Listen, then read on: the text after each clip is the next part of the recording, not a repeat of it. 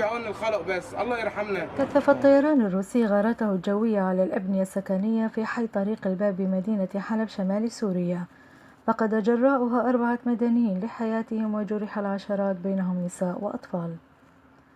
وواصلت المقاتلات الروسية قصفها بصواريخ مزودة بقنابل عنقودية أحياء كفر حمراء بريف حلب الشمالي، خلفت عددا من الجرحى وصفت إصاباتهم بالحرجة.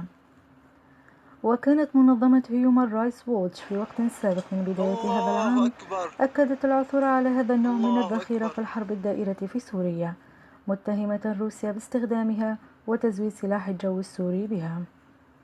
وأفاد مراسلون من دمشق استهداف قوات النظام مدينة دارية بريف العاصمة ب38 برميلا متفجرا منذ منتصف ليلة أمس، فيما وصل عدد الصواريخ التي استهدفت الأحياء السكنية للمدينة 12 صاروخ أرض نوع بيل.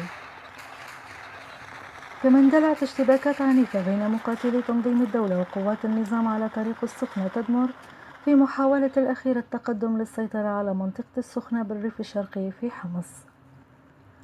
واستهدفت قوات النظام بقذائف الدبابات والمدافع الثقيلة الأحياء السكنية في مدينة تلبيسة بريف حمص الشمالي، كما قصفت بالاسطوانات المتفجرة أطراف بلدة الغنطو دون ورود أنباء عن سقوط ضحايا جراء القصف.